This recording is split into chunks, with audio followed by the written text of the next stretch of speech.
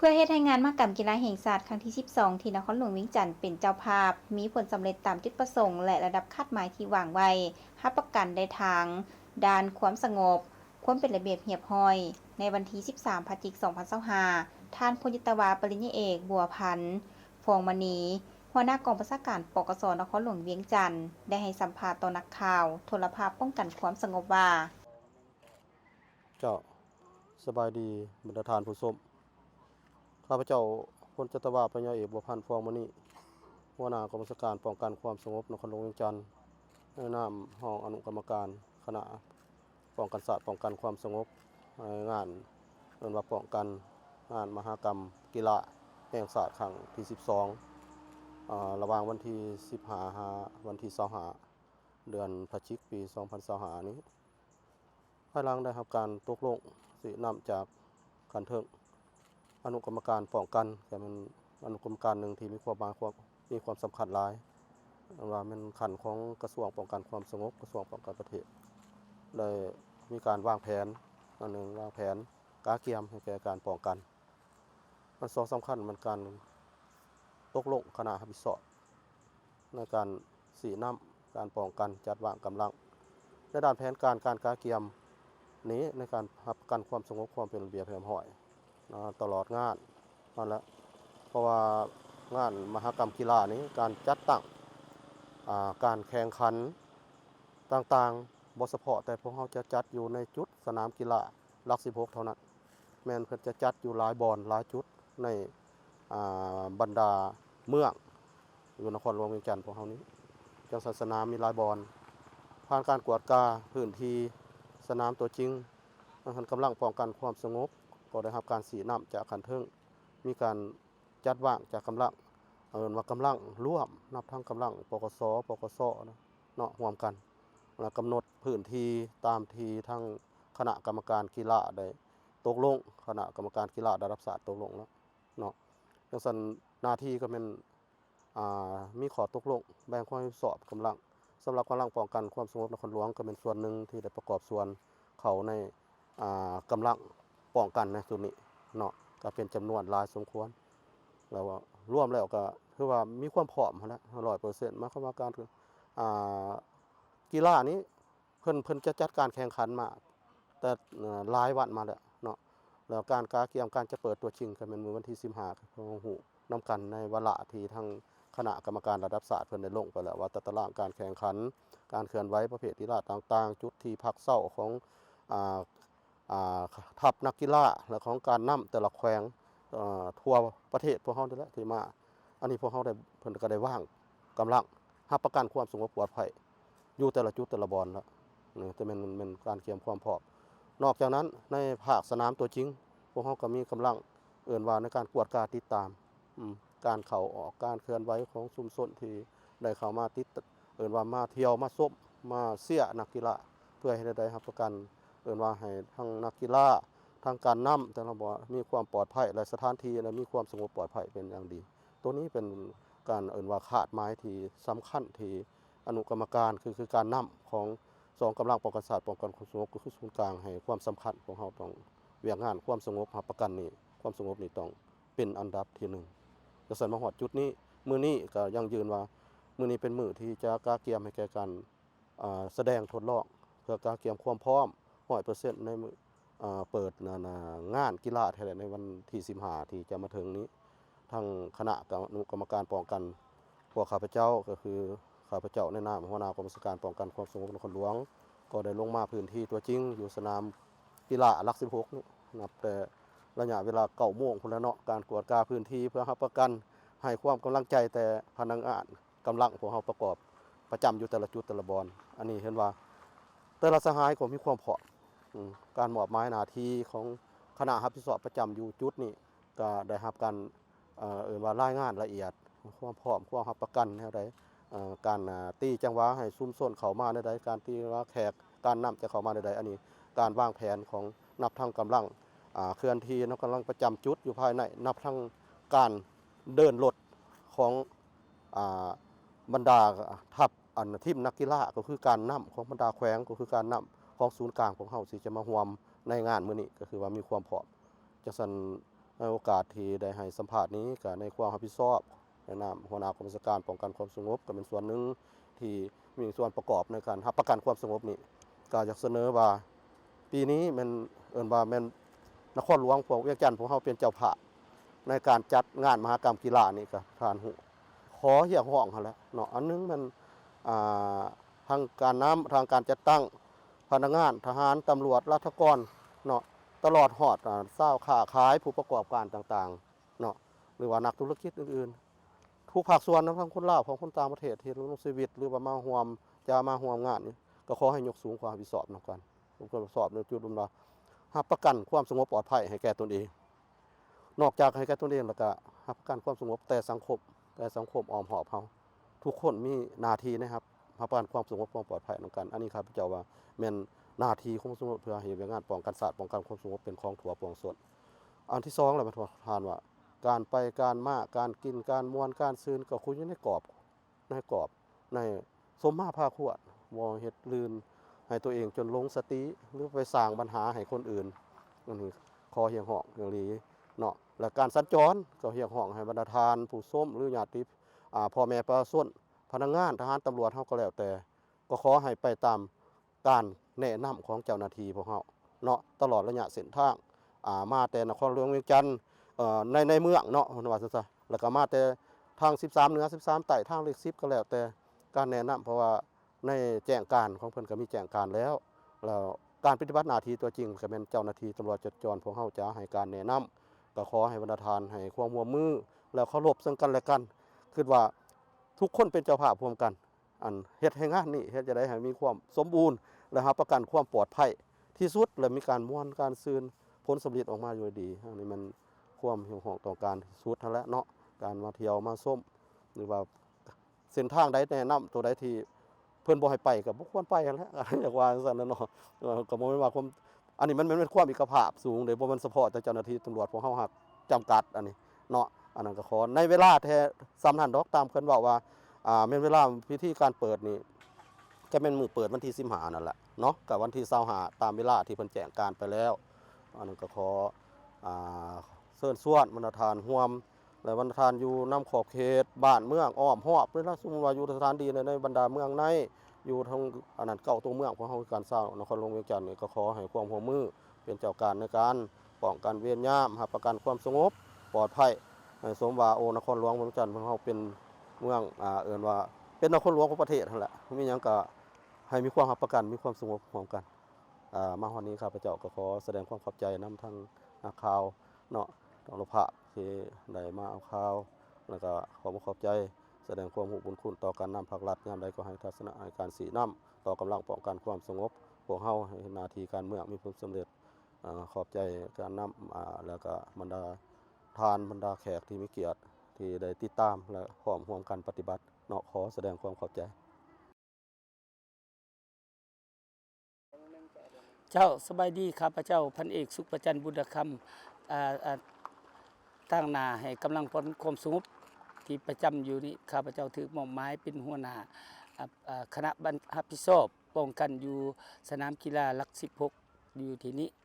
จากนั้นคณะรับผิดชอบของพวกเฮานี้ถูกแต่งตั้งมานี่มีอยู่8สหายซึ่งในกำลังป้องกันความสงบของเฮามีอยู่8ภาคส่วนซึ่งในนั้นก็มีบรรดากรมวิชาเฉพาะกรมใหญ่ตำรวจกรมใหญ่สันติบาลกรมราชการเคลื่อนที่และป้องกันศูนย์กลางกรมสื่อสารของว่าการกระทรวงกรมใหญ่พลาเนาะตื่มมาใหม่เป็นเก่าภาคส่วนเป็นกรมใหญ่พลาและมีปกสนครหลวงและกำลังก็ถือว่ามาครบถ้วนในเวลานี้มันมีมาครบถ้วนผ่านการมานี้และพวกเฮาได้เริ่มต้นเข้าประจำยึดพื้นที่แต่วันที่9พุ่นมาฮอดมื้อนี้เป็นมื้อที่3ที่4แล้วในการเข้ามานี้ภายหลังที่เข้ามานี้เพื่อรับประกันให้แก่การปฏิบัติหน้าที่คณะรับผิดชอบของพวกข้าพเจ้าก็ได้มีการประชุมค้นคว้าและสร้างเป็นแผนบรรจุกำลังแบบปกติและแผนบรรจุกำลังแบบเฉพาะมือปิดมือเปิดสันผ่านการจัดวางค้นคว้าและจัดวางกำลังและพวกเขาก็ได้ปฏิบัติหน้าที่นับแต่วันที่9ปุ่นมาฮอดปัจจุบันนี้กับพวกเขาได้ดำเนินการป้องกันบรรดาการแข่งขันกีฬาและบรรดากิจกรรมนอกการแข่งขันกีฬาที่ทางองค์ศูนย์กลางเซานุ่มเพิ่นมาจัดอยู่ในนี้ถือว่าทุก กิจกรรมถือว่ามีความสงบปลอดภัยกำลังก็มีความอุ่นเอียนทุนเทียงในการปฏิบัติหน้าที่มาฮอดปัจจุบันนี้ถือว่ากำลังพวกเฮาที่เฮ็ดสำเร็จหน้าที่เนาะจังซั่นแหละเพื่อเฮ็ดอันใดเฮ็ดให้งานแข่งขันกีฬาครั้งที่12กีฬาแห่งชาติครั้งที่12มีความสงบปลอดภัยนั้นจังซั่นพวกเฮาทั้งหมดเดี๋ยวนี้ก็ได้แม่นได้เอาใจใส่ศึกษาอบรมแนวคิดกำลังให้มีความอุ่นเอียนทุนเทียงพร้อมปฏิบัติหน้าที่แล้วก็ให้ทุกสหายอยู่ในภาวะเคียมพร้อมทั้งกำลังกายกำลังใจและพร้อมพาหนะวัตถุอุปกรณ์ต่างๆให้มันอยู่ในท่าเคียมพร้อมแล้วก็ขอบอกขอบใจการนำขันทึงโดยเฉพาะกระทรวงพลความสุขก็ได้เอาใจใส่ตอบสนองวัตถุปัจจัยหรืออุปกรณ์ต่างๆให้พวกเฮาทันตามกำหนดเวลาเพื่อเฮ็ดให้การป้องกันงานแข่งขันกีฬาแห่งชาติครั้งนี้มีความสงบปลอดภัยโดยพื้นฐานนั้นข้าพเจ้าในนามต่างหน้าผู้บัญชาอยู่จุดสนามกีฬาหลัก16นี้เรียกร้องให้ชาวนครหลวงวิจันทร์และประชาชนลาวทั้งชาติที่เดินทางเนาะเข้ามาชมมาท่องเที่ยวมักอยู่ที่นี้ให้เอาใจใส่ปฏิบัติระเบียบและข้อกำหนดต่างๆโดยเฉพาะเมนการเดินทางไปมาเข้าออกให้ปฏิบัติตามกฎจราจรหรือระเบียบการสัญจรเนาะอันที่1อันที่2บ่ให้ถือวัตถุสิ่งของที่เป็นอันตรายเข้ามาในงานเพราะว่าพวกเฮาก็เพื่อรับประกันเฮ็ดให้งานนั้นมีความเบิกบานม่วนซื่นมีความสงบปลอดภัยให้ทุกคนมีสติเป็นเจ้าในการปฏิบัติระเบียบเนาะซั่นและท้ายนี้ก็อวยพรให้ทุกท่านที่จะเข้ามานี่ให้มีสุขภาพเข้มแข็งและให้ชาวนครหลวงวิจันทร์ทุกคนตั้งหน้าตั้งตาประกอบส่วนเฮ็ดให้งานแข่งขันกีฬาสุนี้มีความเบิกบานม่วนซื่นที่สุดขอขอบใจในวันเดียวกันทานพันโทสังคมพรหมราชหัวหน้าแผนกตำรวจจราจรห้องตำรวจปกสนครหลวงเวียงจันทน์ก็ได้ให้สัมภาษณ์ต่อนักข่าวโทรภาพป้องกันความสงบเกี่ยวกับการนำพาซี่น้ำการจะตั้งปฏิบัติหน้าที่ความรับผิดชอบต่างๆที่ได้รับมอบหมายเพื่อรับประกันการสัญจรไปมาในส่วนรายงานจัดงานมหกรรมกีฬาแห่งชาติครั้งที่12ที่นครหลวงเวียงจันทน์เป็นเจ้าภาพมีผลสำเร็จตามจุดประสงค์และระดับคาดหมายที่วางไว้รับประกันในทางด้านความสงบและความเป็นระเบียบเรียบร้อยทานได้กล่าวว่าเจ้าสบายดีท่านผู้ชมข้าพเจ้าพันโทสังคมพรหมราชหัวหน้าแผนกตำรวจจราจรห้องตำรวจปกสนครหลวงเวียงจันทน์เพื่อรับประกันเฮ็ดให้การสัญจรไปมาตามทางในช่วงระยะการจัดงานมหกรรมกีฬาแห่งชาติที่นครหลวงเวียงจันทน์เป็นเจ้าภาพนี้เฮ็ดให้การสัญจรไปมาตามเส้นทางต่างๆทั้งอยู่ตามเส้นทางปกติและก็บรรดาเส้นทางในเขตอ้อมรอบสนามกีฬาแห่งชาตินี้ให้ได้มีการสัญจรไปมาอย่างมีความสะดวกและก็มีความเป็นระเบียบเรียบร้อยดีแผนกตำรวจจราจรพวกข้าพเจ้าแม่นได้สมทบกันกับกรมตำรวจจราจรเนาะสำหรับกรมตำรวจจราจรนี้แม่นเพิ่นได้รับผิดชอบอยู่เขตวงในสนามกีฬาแห่งชาติแม่นมี3หน้าเวียกหลักๆที่เพิ่นรับผิดชอบหน้าเวียกอันที่1ก็แม่นประจำการอยู่ประตูโขงเข้าออกทั้ง3ด้านหน้าเวียกอันที่2ก็แม่นเอากำลังไปประจำอยู่ตามจุดบ่อนจอดรถเป้ VIP เป้1เป้2เป้3และบ่อนจอดรถก้อนกำลังนักกีฬานักแสดงต่างๆหน้าเวียกอันที่3ก็แม่นเปิดทางเนาะอันนี้แม่นสำหรับกรมตำรวจจราจรและสำหรับแผนกตำรวจจราจรพวกข้าพเจ้าก็ได้มีการวางแผนจัดกำลังตำรวจจราจรจำนวน369สหายลงไปประจำการอยู่ตามสายทางต่างๆมีทั้งหมด122จุดเพื่อเฮ็ดหน้าที่อำนวยความสะดวกคือ1แม่นพวกข้าพเจ้าจะได้เฮ็ดเวียกงานโฆษณาแนะนำมวลชนเวียกงานอันที่2ก็แม่นเฮ็ดเวียกงานควบคุมระบายการสัญจรอำนวยความสะดวกเวียกงานอันที่3ก็แม่นเฮ็ดเวียกงานสายกวดเลาะจัดระเบียบอยู่ตามสายทางรับประกันบ่ให้มีรถจอดตามแคมทางที่จะเกะกะกีดขวางการสัญจรเวียกงานอันที่4ก็แม่นประจำการคอยเหตุตลอด24ชั่วโมงและก็กะเกียมทีมงานรถลากแก่และก็เวียกงานอื่นๆอีกบรรดาท่านผ่านการกะเกียมการฝึกซ้อมในหลายๆครั้งที่ผ่านมาฮอดปัจจุบันนี้เห็นว่ากำลังตำรวจจราจรพวกข้าพเจ้าแม่นได้เกี่ยมความพร้อมอย่างรอบด้านเพื่อรับประกันเฮ็ดให้การสัญจรไปมาในช่วงระยะการปิดเปิดงานและก็ในช่วงระยะการแข่งขันงานกีฬาดังกล่าวนี้ให้มีความสะดวกเป็นระเบียบเรียบร้อยถือว่าพวกข้าพเจ้ามีความพร้อม อย่างเต็ม 100% ในปัจจุบันนี้ข้าพเจ้าขอตั้งหน้าให้คณะพักคณะบรรษาแต่ละคันขอเรียกร้องมายังบรรดาทานนักขับขี่ผู้ใช้รถใช้ถนนให้เอาใจใส่ปฏิบัติตามประกาศแจ้งการของแผนกโยธาธิการและขนส่งนครหลวงเวียงจันทร์อย่างเข้มงวดเนาะเพราะว่าในช่วงการแข่งขันมหกรรมกีฬาแห่งชาติในครั้งนี้เพื่อรับประกันเฮ็ดให้การสัญจรไปมามีความเป็นระเบียบและก็มีความเป็นระเบียบเพียบพร้อยการสัญจรโรงเรียนดีเนาะทางแผนกโยธาธิการและขนส่งเพิ่นได้ออกประกาศแจ้งการกำหนดปิดเปิดเส้นทางบางเส้นเป็นบางเวลาบรรดาท่านสำหรับเพิ่นปิดเปิดเส้นทางนั้นละแม่นสำหรับถนน13 ไต้นับตั้งแต่ทางวงเวียนดอนหนุน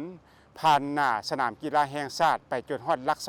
21อยู่เส้นทางนี้แม่นเพิ่นจะได้ปิดเส้นทางในมือเปิดและมือปิดงานมหกรรมกีฬาแห่งชาติบรรดาท่านซึ่งทางตำรวจจราจรพวกข้าพเจ้าแม้จะได้ตั้งจุดกวดกาคัดแยกรถอยู่บางจุดคือดังนี้เนาะอยู่ถนนไกรสอนพรหมวิหารพวกข้าพเจ้าแม้จะได้ตั้งจุดแยกรถอยู่4แยกไฟอำนาจดงโดกจะได้แจ้งจะได้โฆษณาประชาสัมพันธ์ให้พ่อแม่พี่น้องได้รับรู้ว่าถ้าหากว่าทานผู้ใดมีจุดประสงค์จะไปนำใช้เส้นทางเลข10ท่านสามารถไปซื้อได้เลยเนาะหรือถ้าหากว่าท่านผู้ใดต้องการจะไปนำใช้เส้นทางถนน13 ไต้หรือว่าไปทางเมืองปากเงิมก็ขอให้ท่านเลี้ยวขวาไปตามถนน450 ปีท่านจะลัดออกไปหาเส้นทางถนน13 ไต้อยู่หลักกิโลเมตรที่21เนาะท่านจะมีความสะดวกสบายและก็จุดที่2พวกข้าพเจ้าจะได้มาตั้งจุดกำหนดแยกรถอยู่วงเวียนดอนหนุนเนาะจะบ่อนุญาตให้ยานพาหนะผ่านไปผ่านต่อหน้าสนามกีฬาแห่งชาติเนาะและก็สำหรับท่านใดที่มาตั้งแต่ถนน13 ไต้ต้องการที่จะ